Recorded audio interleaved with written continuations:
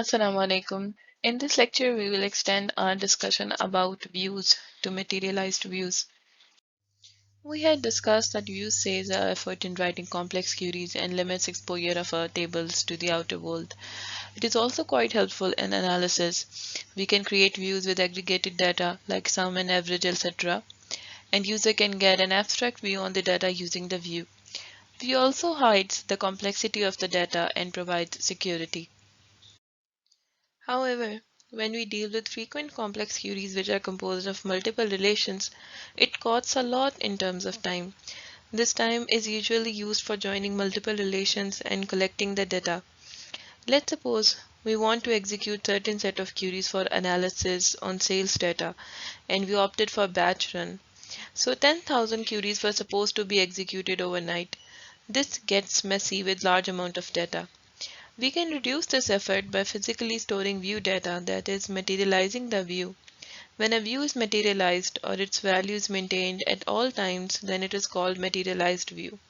So physical storage of view is called materialized view. Let's come to the definition of materialized view. As we have discussed, views are logical description of base tables, while materialized views maintains values, that is, we are maintaining physical existence of data, which is collected from the base tables.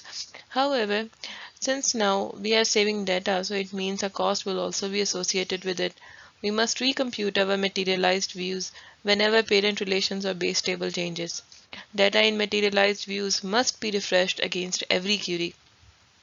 In principle, this should happen every time whenever base table changes in any way, but it is not the case. We can limit recomputation of materialized views. For example, with our sales analysis example, customer usually do not want reporting after every query. He does not want to look on maybe per day sales after every single sale or query. He may want to look after maybe a day or a week. Also, nothing much changes in a single instant depending upon your problem. In our case, it's sales, so we do not have to worry about updating our materialized view after every query data. We may limit it or can ask DBMS to only update it overnight or after a certain period of time. Customers can query our materialized data in the morning or at any instant depending upon the update time. Let's say we want to generate DMC, that is result card for the students who have applied. We can take the data from a materialized view that has all the aggregated information about the students who have applied and prepare the DMC reports overnight using batch processing. We did this overnight because we know that few students may apply during night. But let's say if we are relying on the materialized view for the number of COVID-19 cases and have to perform government analysis, then it may not be much accurate as there may be many emergency cases in Pakistan during night and our materialized view will not give as much accurate number as it should. It is to be noted here that changes in attributes or relations that are not part of the materialized view will not have any effect on the recomputation of the materialized view. That is, our view will not be reconstructed after any change in attributes or relations that are not used in the query definition of materialized view. Let's go through the syntax of creating and dropping materialized views in SQL. Our schema contains three relations: employee, job, EMP job. Employee contains information of employees like name, gender, marital status, and national ID. And job relation contains information related to particular job like its description and desired number of hours, etc. EMP job connects both relations and give information about start time, end time of particular job of a particular employee with its manager ID. We have created a materialized view that contains employee name, job title, and start and end time for his job. This is created using three relations. Syntax is similar to the view creation, only difference is the addition of the materialized keyword. Let's see how changes in the base tables are reflected in materialized views. Suppose we insert a new employee tuple in the employee table and add its job information in the EMP job. That is, employee Ali has started working on a job JJ48 on May 4, 2020. When these tuples will be inserted, a DBMS will automatically first check the title of the job using the select statement and the job ID of JJ48, and insert employee name, job title, and start and end data in the materialized views. This confirms to our previous definition that changes in the base tables are reflected into the materialized views. Let's rerun this example with deletion query. Suppose we delete the EMP job information from the EMP job relation, then DBMS will automatically delete this information against the employee from the materialized view, as shown in the example. We can observe that changes to materialized view are incremental. They are not supposed to be recomputed after every query. Instead, changes are made depending upon the need. We never have to refresh our whole view. We are only running queries on materialized view like insert or delete to update it. So far, we have studied advantages of materialized views, but facility comes with a price. In our sales example, we know that several sales are possible at even a single instant of time. With every modification in databases, there will be a modification in the materialized view. When modifications dominate, it is costly to have a materialized view. Therefore, we update it periodically after a certain period of time, maybe overnight, as discussed earlier.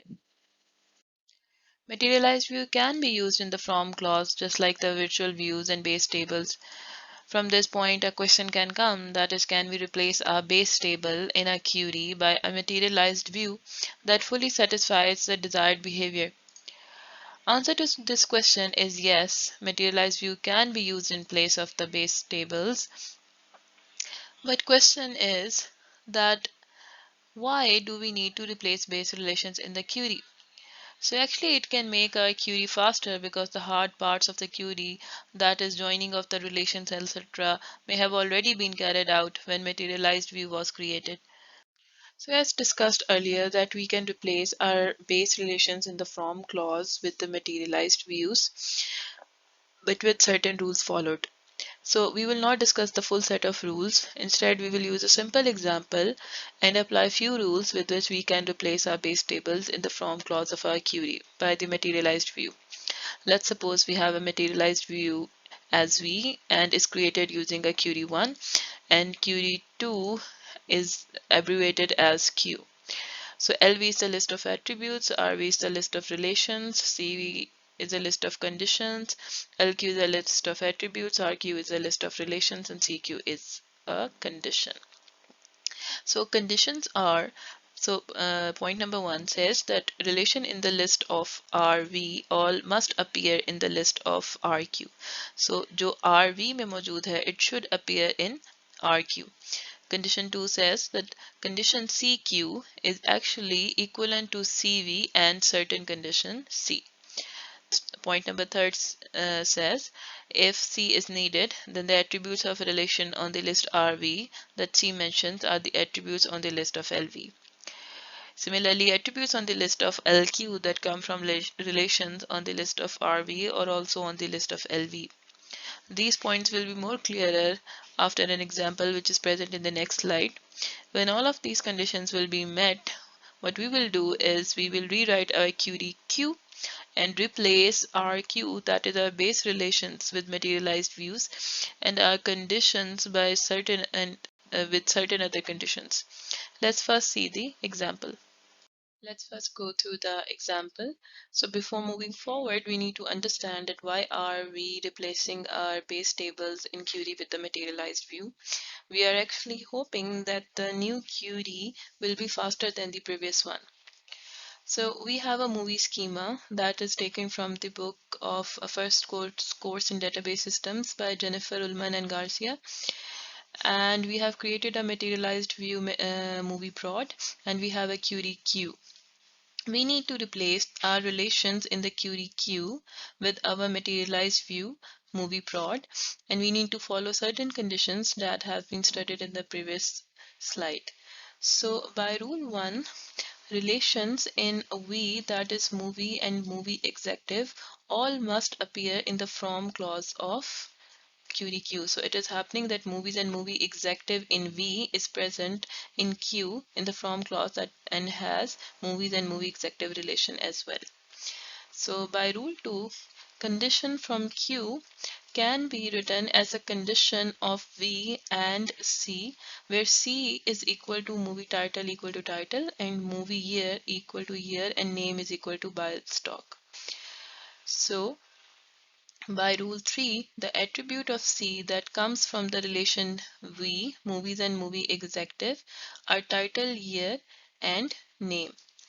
These attributes all appear in the select clause of V. Point number 4 says that no attributes from the select list of Q is from a relation that appears in the from list of V. So after following these conditions, we will rewrite our query Q. We will replace relations movies and movie executive with the movie prod, and we will also remove the condition of materialized view from the query Q, so leaving only the condition C. So new query is the join of two relations instead of three, so it will execute in less time as per our goal. So we have discussed that using materialized views in queries can make our query execution faster. So how can we do this on massive scale so that all of our queries in practical projects run faster? Idea is to look on the query workload of any application and see what kinds of queries are being executed frequently and what kinds of joins with how many tables are being used frequently. What are the names of the tables that are queried and used in joins the most. After this analysis, automated materialized views can be created by the DBMS. However, there are numerous possibilities for automatic creation of views. We can limit the process by addressing that materialized views should help in at least one query. If it does not, it will not be added as materialized view. We can have a candidate view if it satisfies some simple rules. So point 1 says that for a candidate view, it should have a list of relations in the from clause that is subset of those relations in the from clause of at least one query of the workload. Similarly, have a where clause that is and of a condition that must at least appear in one query in the query workload.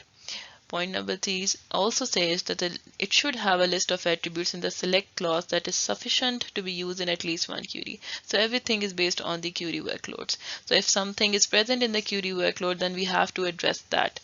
So after creation of candidate materialized views, Query Optimizer will evaluate queries with and without materialized view.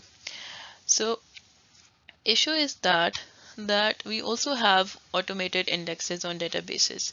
We will study and we have a lecture on the indexes, but to be in simple terms, the indexes are actually smaller in size and they are based on a column or a set of columns.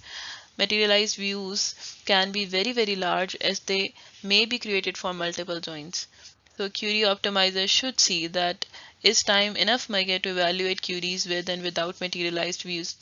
So another definition for benefit of materialized view is the division of average running time by the amount of space materialized view uses.